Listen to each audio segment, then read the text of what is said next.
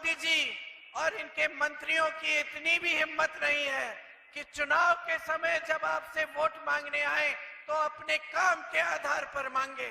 ఈ మోడీ గారు వారి యొక్క మంత్రివర్గానికి చెందినటువంటి సహచరులు వీళ్ళు ఎప్పుడైనా ఇప్పుడు ఈ మధ్య కాలంలో మీ దగ్గరికి ఓటు అడగడానికి వచ్చినప్పుడు మీరు వారిని ప్రశ్నించండి। 10 साल पहले कहा था सबका साथ सबका विकास, आज कह रहे विकसित भारत 2047 में। స్నేహితులారా, సబ్కా సాత్ సబ్కా వికాస్, అందరితోటి అందరి యొక్క వికాసం అనేటటువంటి నినాదంతో వారు వచ్చారు।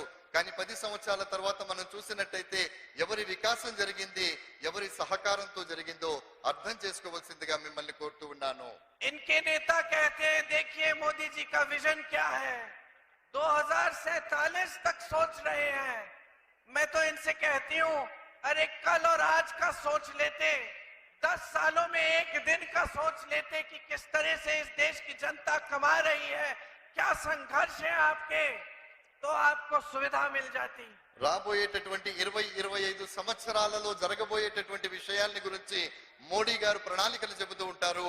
కానీ ఈ వేళ రేపు ఏం జరుగుతుందో తెలుసుకునేటటువంటి అవకాశాన్ని వారు ఎప్పుడూ వినియోగించుకోరు। ప్రజలు ఎలా బ్రతుకుతున్నారు, ప్రజల జీవన విధానం ఎలా ఉంది అని తెలుసుకునే ప్రయత్నాన్ని